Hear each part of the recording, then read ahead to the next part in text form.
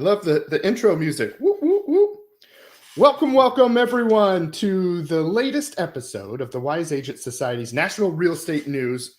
This is actually episode 17.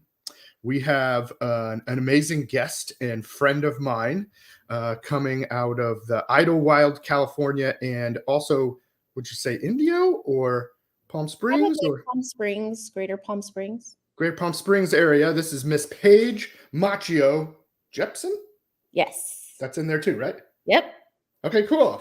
So welcome to the show. Thank you so much for coming today. You look lovely, and I'm excited to talk to you today. I'm excited. Good deal. So we actually, Paige and I go way back to the days of San Diego, working in restaurants together. Do we dare say which restaurant? Yes, I think we should. I think so. Go back that onion. But I think we need to set the foundation that you were my boss. Me? Yes, you were the manager, and I was a little server, and I was the boss of something. You were the boss. So, the relationship started in a little area called El Cajon. El Cajon, that is where we met. Yes, Parkway Plaza, El Cajon. We were at the Applebee's there. At the Applebee's, yes. Did you work at another Applebee's with me too, or just that one? Just that one. Okay, I can't remember. I worked at like 7 different Applebee's, so sometimes and then sometimes servers would move to different stores, not necessarily with me, but just coincidentally. Sure. And so I couldn't remember, but yeah, so we had a lot of fun times at the Bees, the Applebee's family. I just posted. Did you happen to see my picture I posted on Facebook the other day?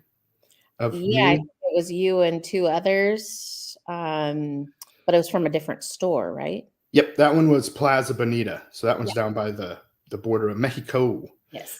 But yeah, isn't that funny? That's how I looked back then, right? Yeah. Like pretty. I wasn't clean shaven, but it was a lot smaller, and right. And just, and it was a lot. My whole everything was a lot smaller. Sure. Well, I think both of us. Yeah, right. We're getting up there. We're not as spry as we once were. Right. But no, so many good memories from Applebee's, and I'm grateful for your friendship and all this time. And then it's funny because somewhere in there I got into real estate, and somewhere in there you got into real estate, and then we've also worked together then over the years with referrals, client referrals, and such. Yeah. Well, when I jumped in, I think 2012. 2012 is when you started, huh? Yeah, 2012. And actually, I messaged you. You were my first message because you got into real estate. Yep, only a couple years before that. I was only a little ahead of you. Right. And I said, so what do I need to do? I want to get my license. And then you kind of helped me get that started. So that's how this kind of all took off. Yeah, that's great. For some reason, I forgot that it was that you did it so... that you did it that long ago.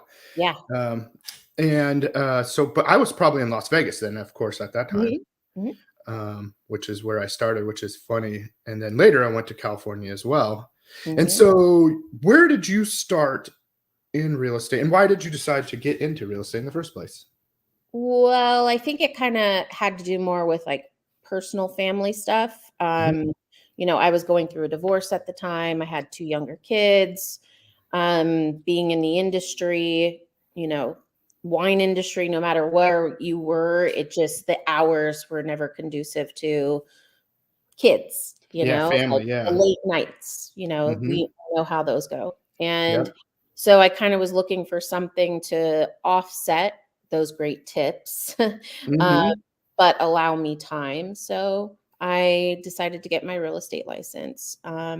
It started here in the Greater Palm Springs area.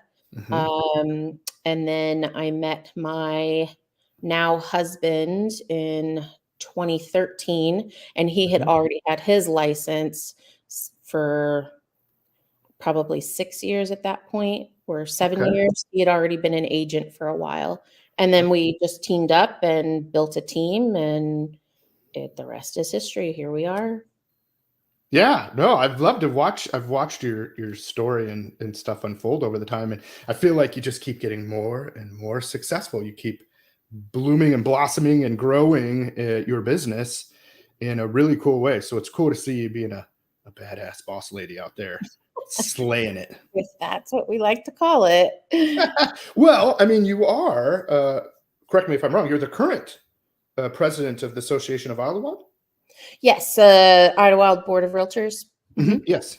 So yeah. I currently am. I've been asked to come on for another year, so I will be the 2024. Congratulations. And hopefully it'll be a good year. We've had some things going on up on the hill, as we call it, and hopefully we have kind of set a good foundation this year to move forward and help, especially with everything that's going on right now in the industry, and we're a smaller community up there. So we have only about 54 agents in the membership. That's what I was going to ask is 54. Boy, that is a cozy, tight knit community. What's the population of Idlewild in general? I wish I could tell you. It kind of fluctuates because it's more of a vacation destination.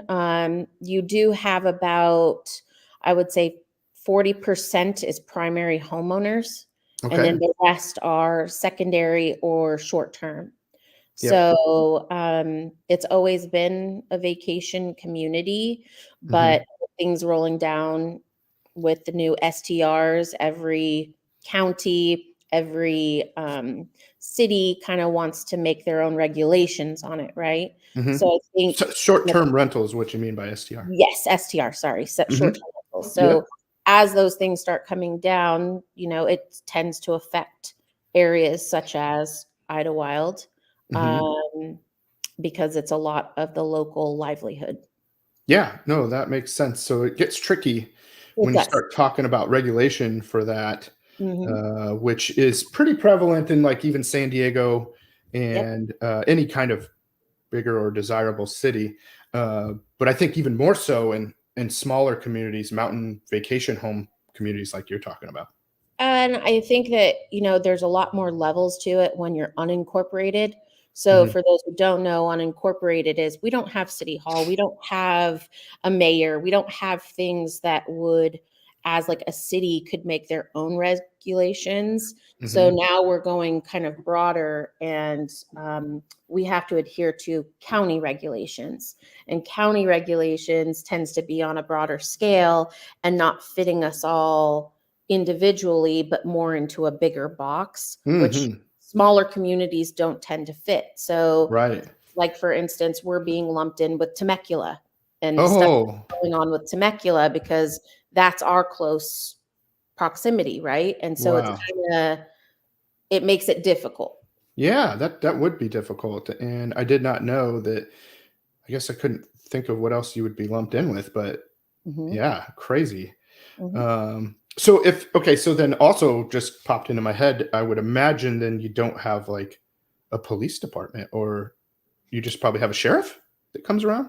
We do. We have CHP. We do have sheriff. We have 4 fire departments. 4? Yeah, I suppose you need to in the dry forest of California. Well, we're pretty close to things. We have CAL FIRE, Station 23, that's in Pine Cove, 3 miles from town. We have Idlewild Fire Department, which is local downtown. Mountain Center, which is just literally 15 minutes. Anza, which is 20 minutes. So, I mean, we have close proximity to a lot of places. Yeah, which is, I guess I didn't realize that either, how close to a lot of stuff you are there. Do you know what the elevation is in Idlewild? Just curious. We range from 4,000 to 6,000. Oh, so pretty good. Yeah, I mean, we still consider Pine Cove as being part of Idlewild. That's part of the community. We actually hyphenate Idlewild Pine Cove. Pine Cove is 6,000 feet. So higher elevation. When you're in that little community, you get more snow, harder to come off. That's what I was going to ask. Does it snow in Idlewild too then? Yes. Yeah. Yes. Like lots of snow, like sometimes? Yeah, I mean, we had pretty big snowstorms, couple feet of snow. It's pretty good. Yeah, We do that burn is good. off faster though. We Uh-huh. do the snow doesn't tend to linger too long. Which is kind of nice, probably. So you get a little bit of both, the best of both worlds. Sure. All You're not like, seasons. yeah, and you're not Yeah. getting buried in for like days, maybe with a, Well, I too think much. by like I think this last year it was May or no, yeah, May was the last. The previous year it was Father's Day was the last snow. So you kind of get over it at a certain Yeah, point, like yeah, stop snowing. We're ready for a different, season. But yeah. yeah, yeah. Last year was a big year for precipitation in California in general. So Hmm. right, Yeah. which was probably good because I think it needed it and probably filled up some reservoirs and stuff like that around, which was probably helpful for fires and stuff, I would imagine. But for people living and trying to enjoy their lives, it gets old. Sure. Not as old as it does in Iowa now, which we're loving it, but winter can be really long here. But we really do love it. But most Yeah. people don't around here, and we're just like, yeah, we're tired of the beach. We don't want that anymore. We're more into this, and people are like, you're crazy. I'm like, I don't know. I live at the beach and by the ocean for so long. It just Change of is. scenery is Yeah, always good. exactly. So I enjoy the seasons as well. Yeah. So started at it was HomeSmart where you started, right? Yes. And then My husband's still there. He's mhm, the designated broker for HomeSmart in the big Valley. office. Three offices, about 500 agents locally. Yeah. So pretty much, one of the largest brokerages in the Valley. Yeah, that's a Um, big brokerage for anywhere, I would think. yeah. So started there and we started our team. I think almost 3 years ago, he got offered a broker opportunity to take over. So he took that on. And then I took over our team. Mhm. And we did very well. I think it was just a lot of things that I wanted to see where else I could grow and spread my Mhm. wings and move on. And Compass became an opportunity. So decided to do that. I Yeah. don't have the team anymore, but Okay. we're thinking about building something. I don't know if it's going to come to light or if it's going to come together, but it's been Yeah. different. You Yeah. used to working with a team, being the team leader, and then becoming a Mhm. single agent. It's had its adjustments. Yeah, I've done that in different ways and different, realms a bunch of times. So I know exactly what you mean. It would have its challenges either way, right? Working with a bunch of people has its challenges, and working and motivating and organizing and managing people like that is one thing, and then doing stuff on your own is different. I just like having homies with me whenever I do anything, so Mhm. I like the idea of having a team. But then there's Sure. also the trade-off where it's work, it's management. It is, and I think again, 10 years of being in a team capacity and that's all you've known. I mean, you learn as you go and you grow Yep. and then you tweak and then Hmm. you learn better ways to do it, right? Hmm. But I think my aha transitioning from a team to a single agent, it kind of was a moment of wow, um, I'm actually a little bit better on my own. I was Hmm. doing the bulk of the business anyway. And Hmm. so it's just been kind of that. Yeah. No, and that's, I think, is the exact key to it, is that so historically I've built big teams and then big team, small. It goes like this, right? Right. And so I would build, never huge, but like let's say 5, 6 agents or something.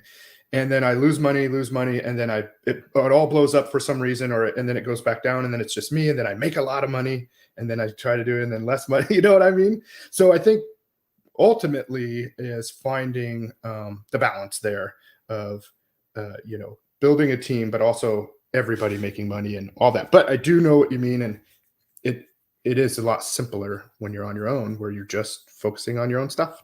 I think it is. I mean, the things that I miss, I think, are the collaboration, of course. Hmm. And it's always nice. I think I'm one of those team leaders that wants the best for everyone on the team, and then you take less in order to create that sense of loyalty, so to speak, Yep.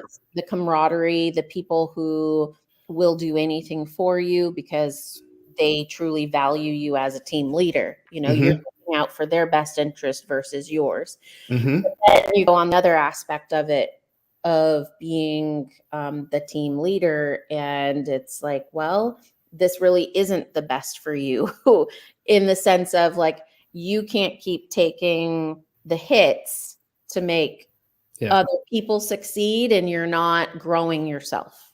Yeah. I think that it's trying to find that healthy balance. And Yep. if you haven't known anything else, stepping into a single agent position, I mean, I think it's just another way to learn.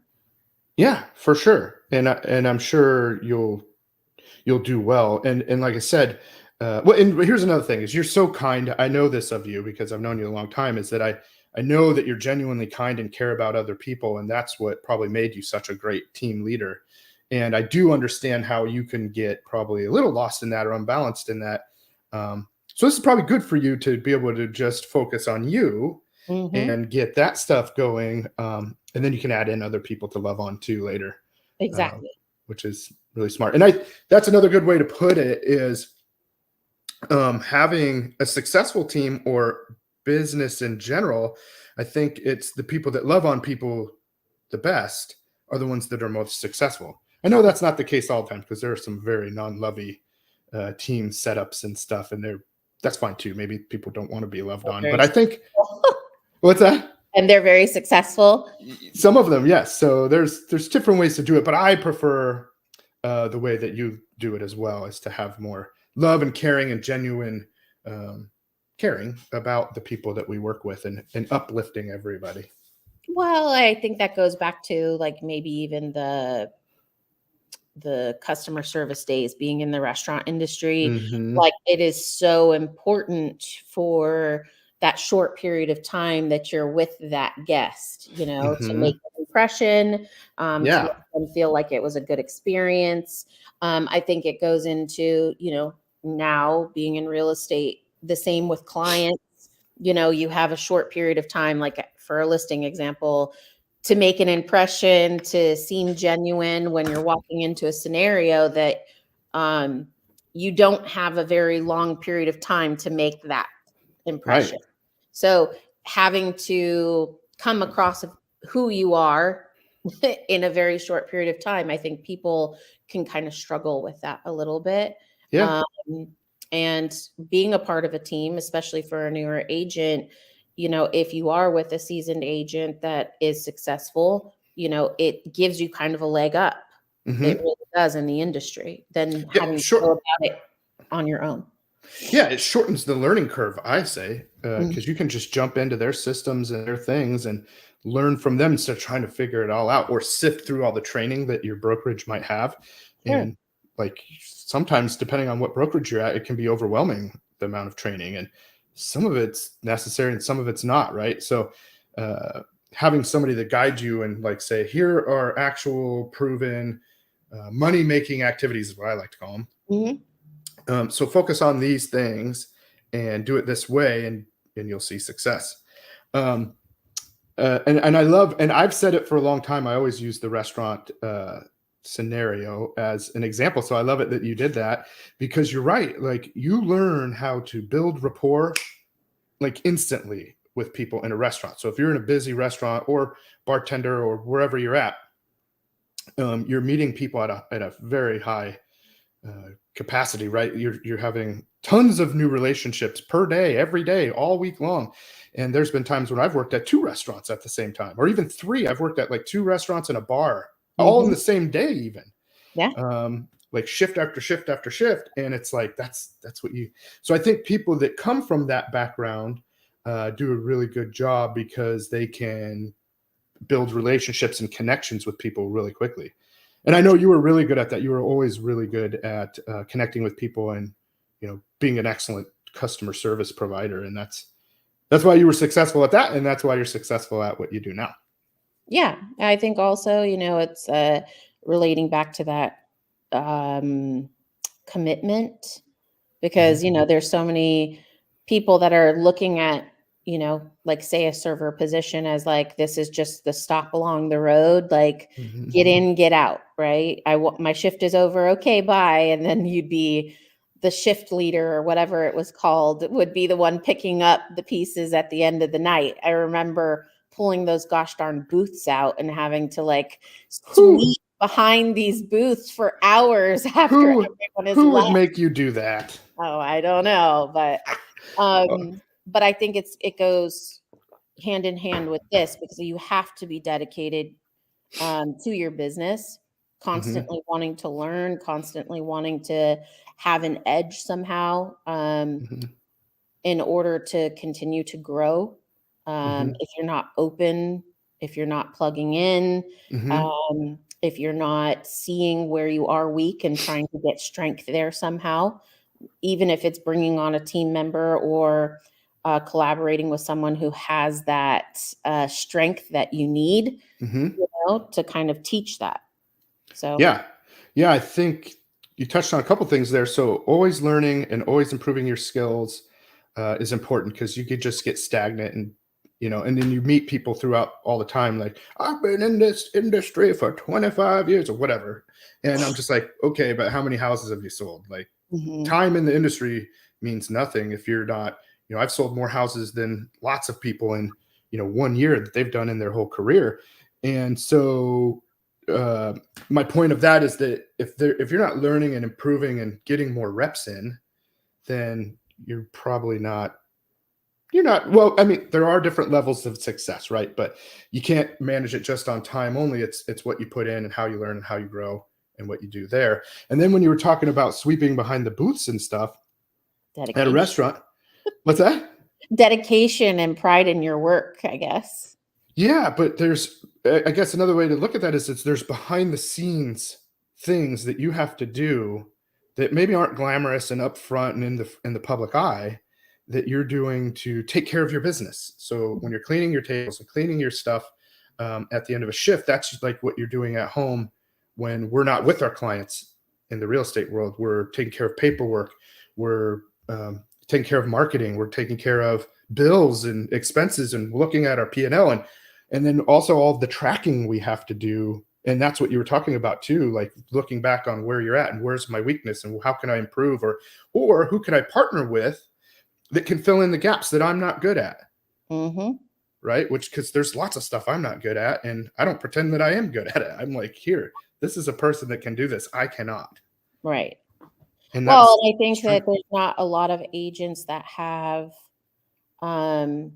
say, a husband or a wife who is a broker who you can lean on and, get a lot of insight from there. But cool. where I think I was most weak is probably systems and finding out the right kind of systems to put in place. So leaning on people who had their systems down pat, like learning from them, what is going to make something work.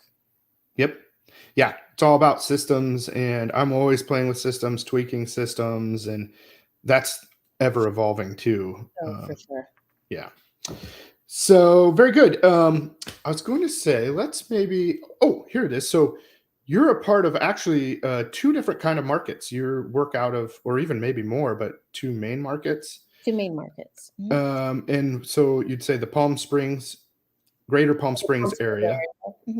Okay, so that's the makeup of 9 cities. Okay, yeah. Tell us more about that one, and then the differences between that and Idlewild, maybe. Okay. Well, Palm Springs obviously is Palm Springs, but then you have Cat City, Rancho Mirage, or Cathedral City, sorry, Rancho Mirage, Palm Desert. I was lost on that one too. Cat City, huh? I've never heard of that one. Right. Indian Wells, which is a big one. Palm Desert, of course, people know. Indio, Coachella, thermal. Coachella. Yep. So you kind of have these makeup of 9 cities that are together. And what's that area like? I know what it is, but I mean, for people out there, what's the terrain like? What is it? Well, like? it's desert. I mean, but you have golf courses, you have oasis, desert, hiking. I mean, very close proximity when we're in this valley. But you're so close to everything. I think if you go the back way, you're 2.5 hours from San Diego Beach. Okay. You are 45 minutes to an hour to the mountain. Okay. If you wanted to go to a bigger ski resort, you're 2.5 hours away at Big Bear. So we're pretty close. Arizona is 4 hours. So it's just. How far to LA? Just curious. About 3 hours. But I mean, obviously we know that can be up and down depending on the traffic there. Yeah. So, I mean, that's a hit or miss. But you're in this situation where you could be at the beach, you could be at the mountains, and still be in the desert in a short period of time. What is like Palm Springs known for, or Coachella, or places like that? What I know, but I mean, can you explain to people what happens to those places? I think Palm Springs is iconic for what used to be the spring break, right? People would come down for spring break, and they'd go down South Palm Canyon, stay at the different resorts there. Obviously, Bing Crosby, Frank Sinatra, the Rat Pack, like that was really huge for Palm Springs. It's kind of what created Palm Springs, so to speak. Yeah. It's kind of a playground for some of Hollywood and LA type peeps. And you have gorgeous properties. I mean, you have old iconic Hollywood homes. And the thing I really like about Palm Springs is that they kind of name their sections like Old Movie Colony. Like they have signs, and it kind of tells you where you are, which is kind of nice. That is cool. Then you come down, like let's pick Palm Desert, for instance, like El Paseo. That's where all the high-end shops are. You can go down one street and you've got restaurant shops, nightlife. And then, of course, if we go all the way to the far East Valley is Coachella, which we're known for our music festivals. But it's not really in Coachella. It's more Indio. So Indio is where Coachella Fest is. So we've got polo grounds. So we've got polo clubs. Of course, the concerts, Power Trip that just happened, AC/DC, Tool, Metallica. They were just here a couple weeks ago. So that was kind of cool. That's super cool. Yeah. And now we have something even bigger in the Valley called the Azure Arena. We got the Firebirds now for hockey, and bringing in some huge names for venues. Kiss was just here last night, playing there. So so it's continually growing in that area too. Probably a lot. It sounds like. I would say. I mean, and now we're getting over 6,000 homes with the new Disney project that's coming to Rancho Mirage.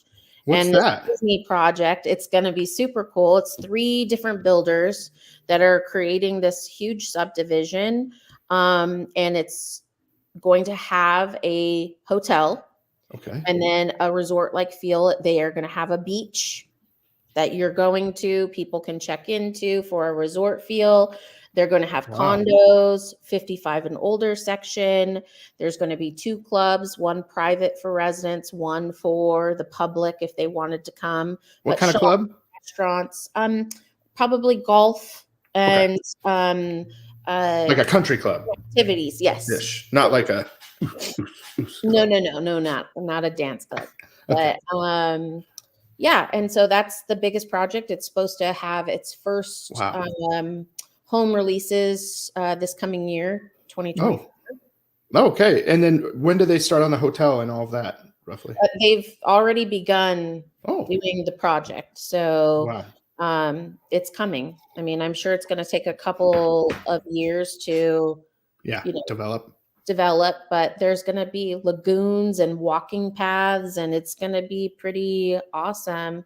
It's supposed to be based off of like the actual clubhouse itself, that is going to be a restaurant clubhouse, is based off of the Incredibles house in the Disney Pixar. Like modern-ish, right? Mm-hmm. Yep. Oh, very, very cool. Yeah. That's what I was going to say. So, and it's a Disney project. Mm-hmm. And where is that? Did you say El Mirage? Rancho Mirage. Rancho Mirage. Where is that compared to Indio or Palm Springs and all that? Like on so you pretty much are in the middle. That one is? Mm-hmm. So you've got Palm Springs to the west and Indio to the east. Rancho Mirage is kind of right in the middle. So perfect. Through Palm Desert, you're in Rancho Mirage. So it's just stuck between Cathedral City and Palm Desert. Is it near where all of the I remember all the windmills? There's a huge windmill farm right somewhere in there. So that's more towards Palm Springs, but and you hit a lot of them coming through the Morongo Valley right before you hit Palm Springs. So cool. That's a little bit farther out. Okay. And are you born and raised in Indio? No, San Diego. It is San Diego. Yeah.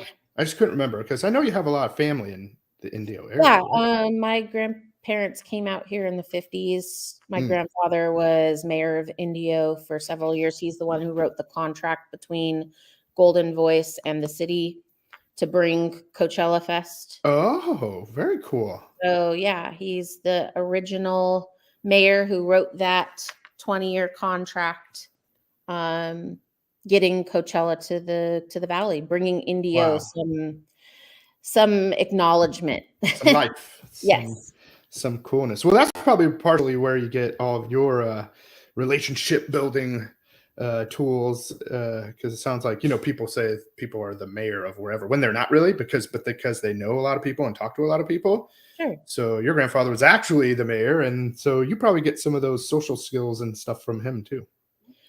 Yeah, maybe. I don't know. I think that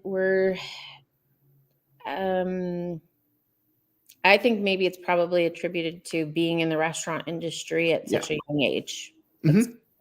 I mean, that was my career before real estate, 16 years. So yeah. Well, I wanted to bring up too, it's funny that coincidentally, you worked at Ramsgate. Is that right? Didn't we talk about that? Yeah, winery in Sonoma. Yeah, which is where my good friend from my hometown now runs it.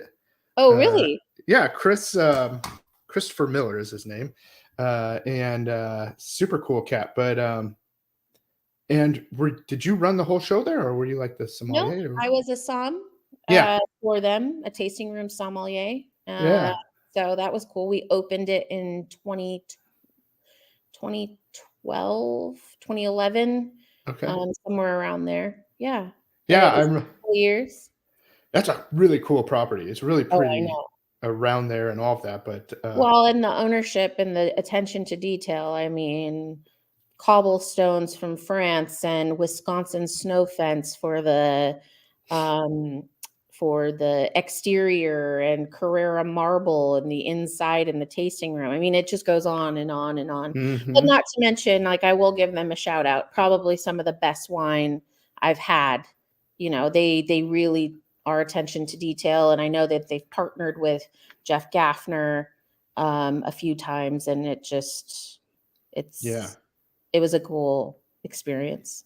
Yeah, I had no idea. I don't remember how we got to talking about it, but I was there. I did some San Francisco stuff. We did some Sonoma stuff, and visiting.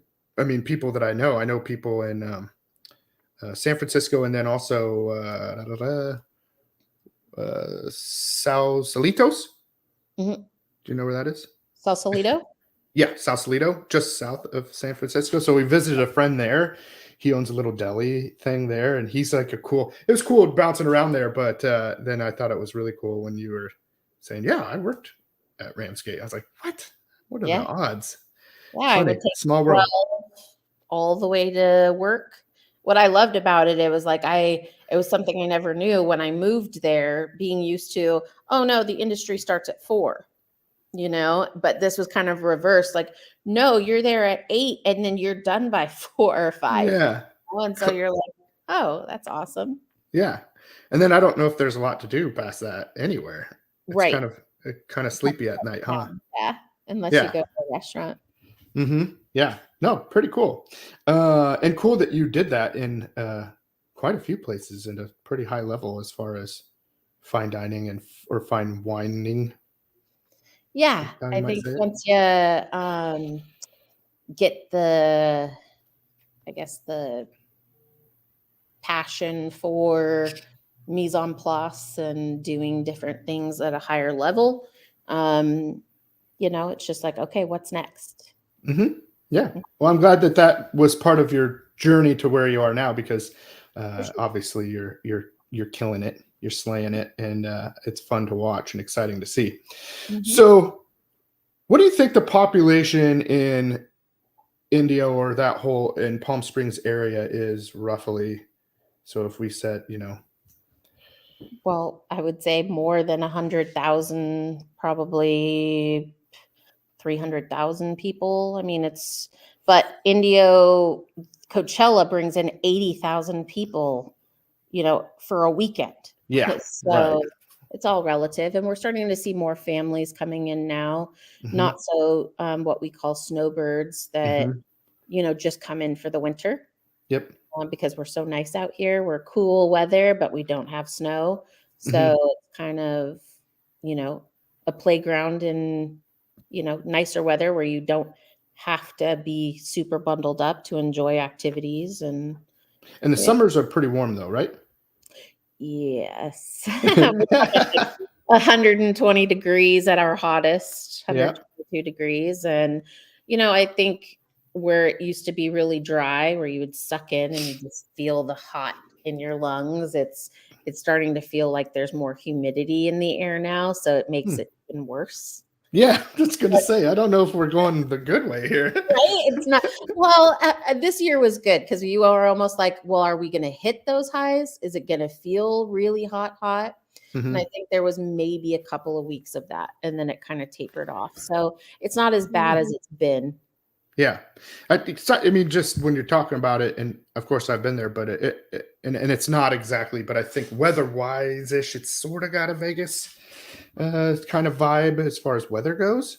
Sure. I mean, I think it's probably a little bit nicer. Vegas feels like it gets colder than we that's do. true. But yeah, it's really windy in Vegas. We have things that you can do for fun out here, and but anytime it gets super hot, that's the whole point that Idlewild came along. You're going to 15 to 20 degrees cooler. Yep. You're not, the highs are in the 90s in the summertime, and that's, few and far between, so it's still much cooler than being in the valley. And for me, it's a 45-minute drive up the hill, just, and then you're little escape. Exactly. A little escape with pretty trees, and you literally go from palm trees to pine trees in 45 minutes. That's crazy. Vegas, coincidentally, also has Mount Charleston, which is the same thing, which is weird. But so you got the Valley, which has tons of restaurants, shopping, probably anything you'd ever need, right?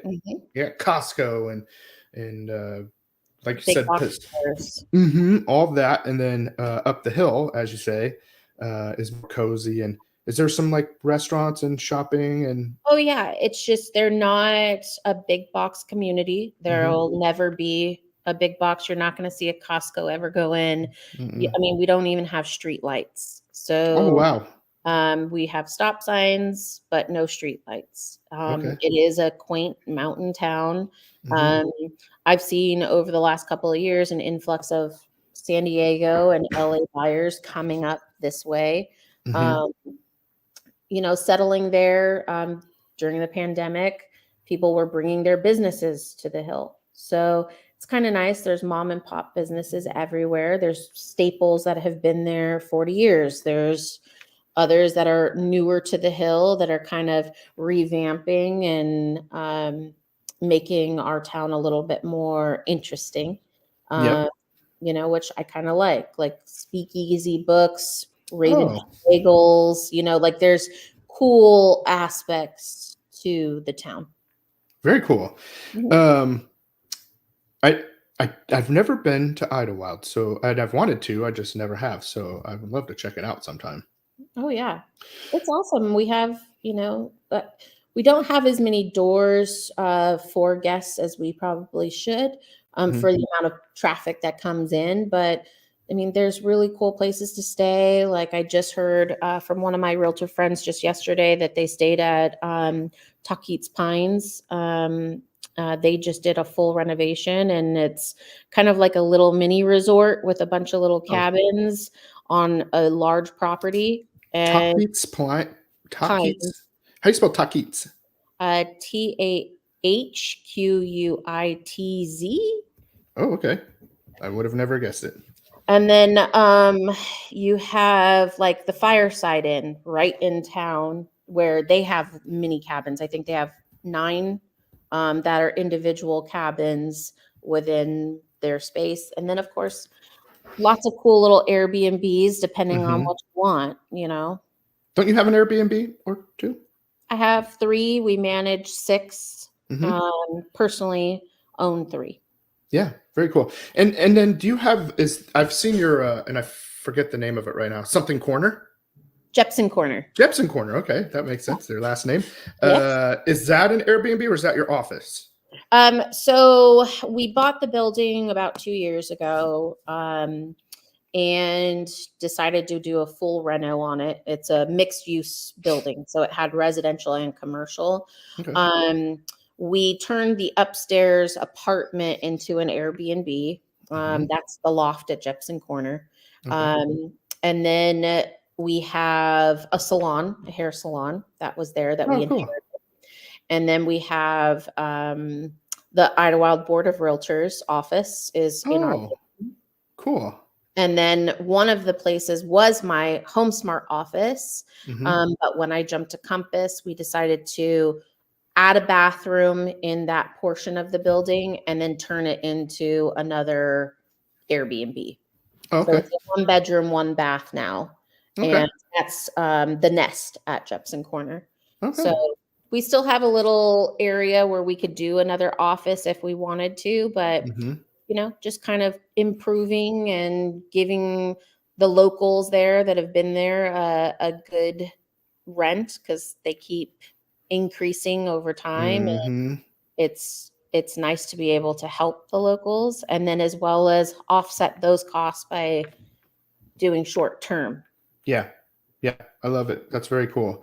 Mhm. I got to come check it all out sometime. It all sounds really awesome. How about can I put you on the spot a little bit? You tell me Okay. if you can do this.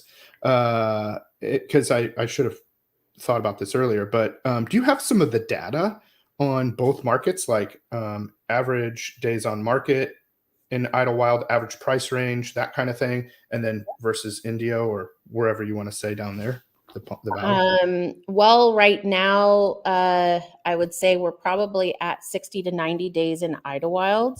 Okay. That's kind of where things have pushed around. Is um, that different than what it was maybe 6 months ago or a year ago? And how does that absolutely, absolutely. how different? Well, let's look at it this way. I would say maybe a year ago, we were hovering about 60 homes on average. 2 years ago, 26 homes. And so when you only have a small inventory, Hmm. like 26 homes, anything new coming to market literally is going in a weekend or So we're 2. talking about per month, right? Correct. Mhm, Oh, no. 26. So, yes, per month, 26 Mhm. total. Yep. So that's not leaving a whole lot to negotiate with. So You're they're still multiple flying off the offers. market. Yes. So now we're in where we're not as saturated as we were before. I mean, the most amount of homes ever was like 220, Wow. but we're sitting at about 130 Okay. now.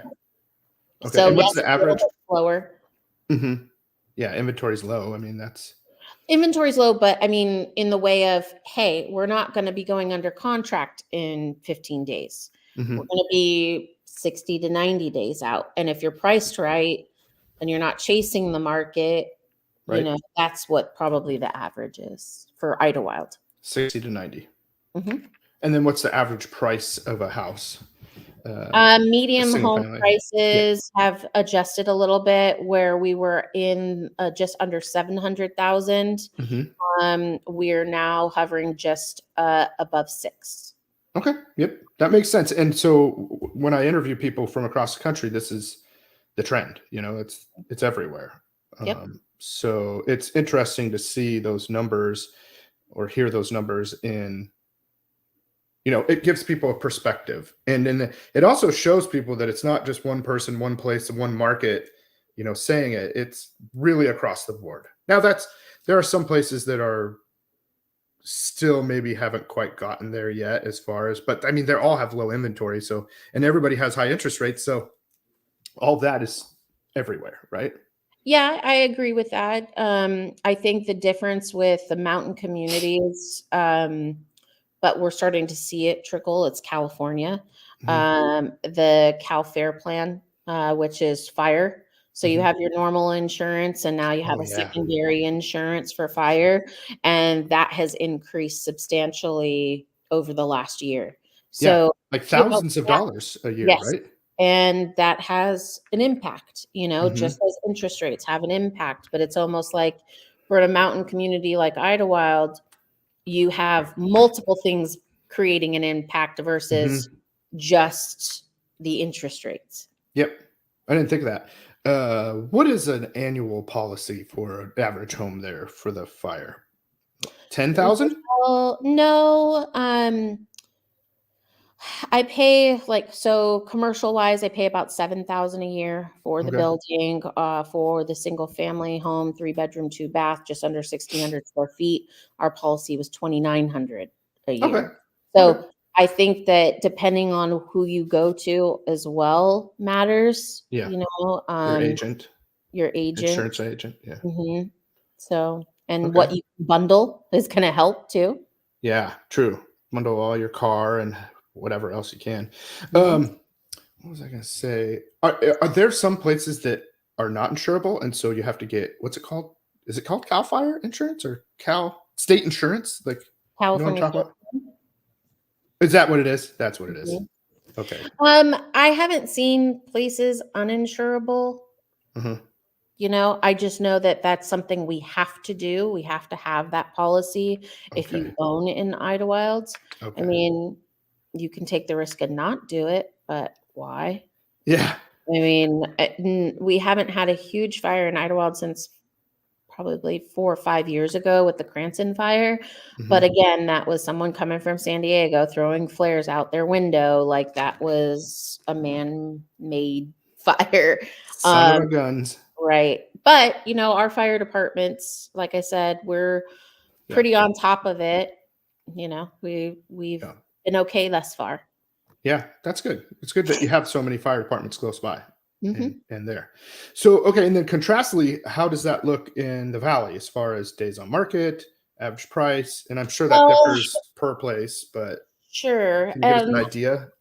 Yeah, I would say where typically the inventory was about 220 homes in the valley on market in the craziness, Hmm. where people were again multi-bidding, Hmm. depending on location. You're looking at less than 30 days on the market. Hmm. Typically, you're coming on the market and you're gone in a weekend. Yep. Um, Now we're looking at, again, it depends on where you're pricing your home, and it Hmm. also depends on location. So I think you're seeing quality renovations or quality pride of ownership homes going quicker if they're priced right. Hmm. I'm still seeing homes in the valley going after 2 weeks, Hmm. depending on the need, because people have been looking, they've been waiting, right? Hmm. And then you see where you would think homes that are priced right, that are under current market comps, um, sitting on the market for 90 to 120 days. Hmm. And that's just the valley overall. But we're coming into our season out of summer. And we'll probably start to see a pickup there. But right now in the Valley, it's really about price and quality. Yeah.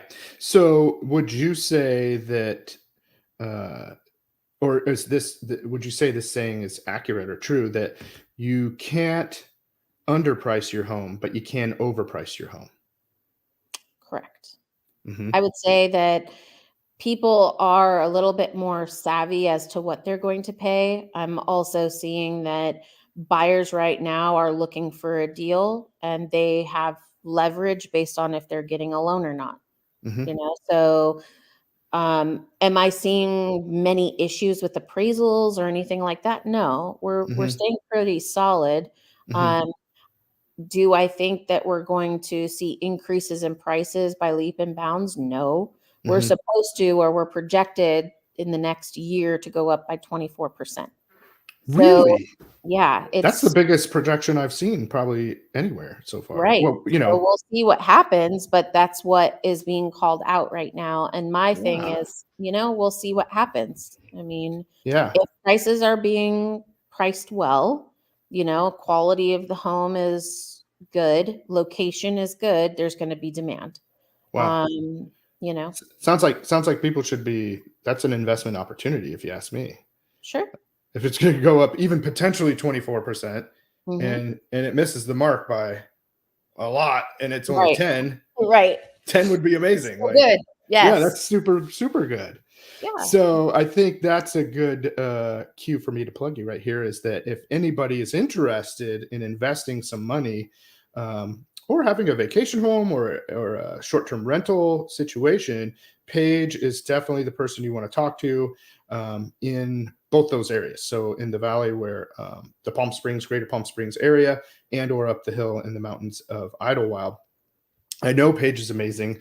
I've sent her clients and we've worked together on different things, and all of her clients rave reviews because she's a top-notch professional. She is kind, she's wise, she's all of the things that you would want, and great communication, which is why lots of people do work with her and why she does so well. So, highly recommend that if you are looking, or if you just want to maybe ask questions, people can get a hold of you and just pick Absolutely. your I'm brain. always open to collaborate and chat and speak real estate, with people.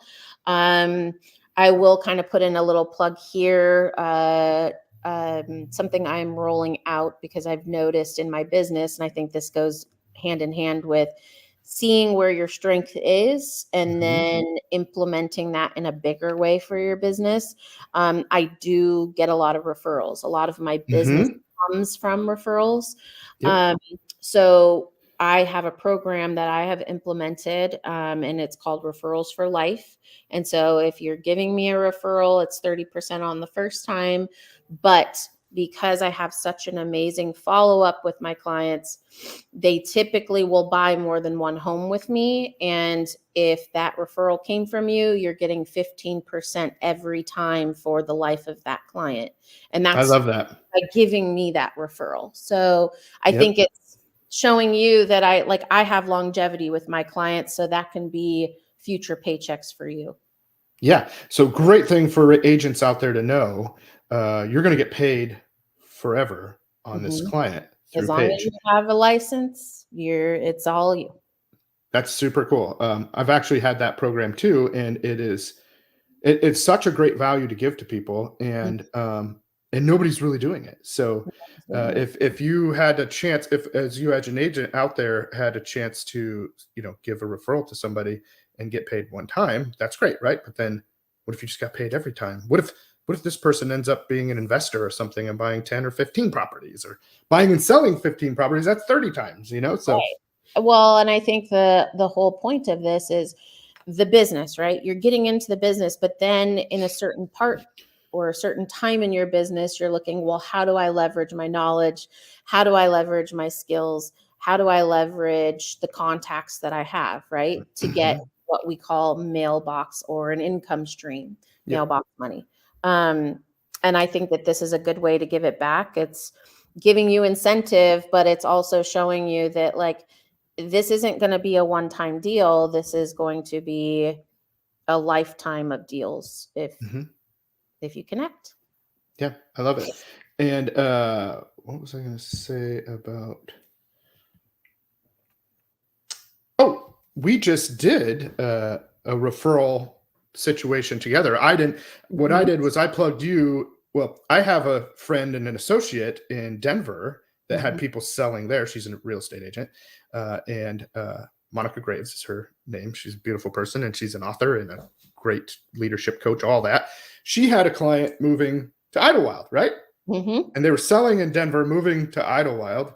And then I mhm. plugged the two of you together and you just closed on them. And it was amazing transaction. And everybody's so happy. Yeah, I think that that was an awesome, like, by way of you, got connected to Monica, and I think she was like, oh, maybe wanting to go with someone through EXP, but knowing I Mm-hmm. knew Idlewild. Now, the interesting part is they didn't purchase in Idlewild. They ended up Oh, going to Lake Arrowhead, which is San oh, Bernardino Mountains, but one and the same for me. I know that area as well, and I've sold several homes there, but finding the right home, not fitting them in a box if it doesn't fit well for them. But they sold in a mountain community and they moved to a mountain community, and I think overall, it happened to work out really, yeah. really. Amazing. And for maybe I forgot about that or what, but Lake Arrowhead happens to be one of my favorite places. I like it even better than Big Bear. I mean, they're just different, but they're right next door to each other. But I Right. spread my aunt's ashes at Lake Arrowhead. Oh, It's a really? it's kind of a funny story because that's not legal, No. not legal to do. And I'm like trying to do it all sneaky, like on the morning of that we were leaving from the resort there, and I'm trying to do it, and it's kind of weird. I don't know if people want to hear this, but I was like trying to get the ashes out, and I get it out and it's in a bag. Like there's pretty box. And then you get in a bag and I'm trying to, and I say a thing, I'm real nervous but I'm like, oh, I love Aunt Teresa and here's this and blah, blah. And I throw all the ashes. It blows all over me. I was like, oh no, I'm like, oh, and I'm like, okay, love you, Teresa. And then we're like, see you, my friend. And we took off running and tried not to, it was pretty hilarious. Yeah. Well, and But the cool thing is about I love that community because, it's kind of different in the sense it has the lake. yes. Well, it has a real I mean, Big Bear does too, but this one is a little bit more exclusive. Yep. And if you're buying property there, you want to buy a property with lake rights. Mm-hmm. Word to the wise agents who are selling, who maybe not know everything there, make sure that the houses that you're buying there have lake rights. Good call. And does that mean like it touches the lake or that they get to use the lake They get exclusively? to use the lake. So there are some properties there that don't have lake rights. Correct.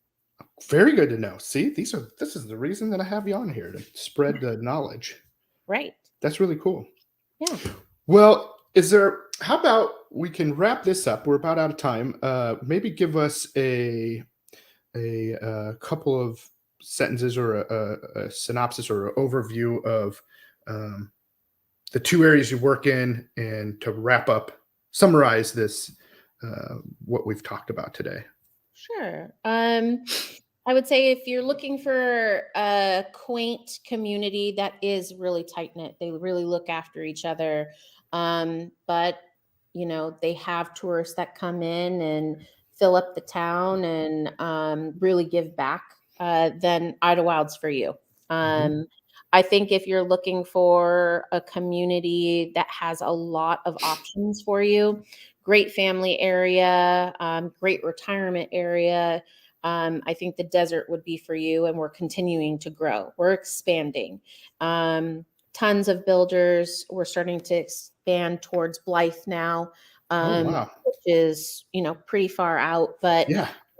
and with the Disney community coming in, that's a huge option. If you're thinking in a couple of years you want to settle somewhere in a resort lifestyle, the desert can be your home. Yeah. So, and lots of activities. Yeah. And probably lots of pools too, right? Pools, For those hot days. beaches, I guess they're bringing out the wave, professional surfing out here. We now have the hockey team. Um, Jeez. there's a lot of stuff going in the Coachella Valley. Definitely good for you to plug into. Still a golf resort, if Mhm. that's what you're into. Okay. Um, lots of concerts, and you can be anywhere you want to in a very short period of time. I love it. All of it sounds really cool. Very good. There's a little bit of everything for everyone. It sounds like, and in the two areas that you cover, or even more of that and beyond, right? Mhm. So you're a wealth of knowledge, but it just sounds like there really is a little something for everybody there. So anybody that needs help in that area of the California. I just meant California, but anywhere in California, that area of California, please reach out to Paige. And we're both here as real estate professionals to help people and love on people. And so if anybody out there watching has questions about real estate, um, and that's, I would say, even from a client or an agent perspective, we're both here to help give knowledge and help lift people up in any way that we can, whether that's an agent wanting to see how they can do better as an agent, Yep. or maybe move into the community that you're in or one of the communities that I'm in. We're here to help with all that. And of course, our wonderful clients, if anybody's interested in buying, selling, or investing in real estate, reach out to Paige. She's got you covered on all bases. Awesome. So thanks so much for coming today, Paige. Absolutely. It's been a blast. Awesome. Well, Thank you we'll for have having to, you bet. We'll have to do it again soon. Absolutely. All right. Okay. Thanks so much for coming today, everybody.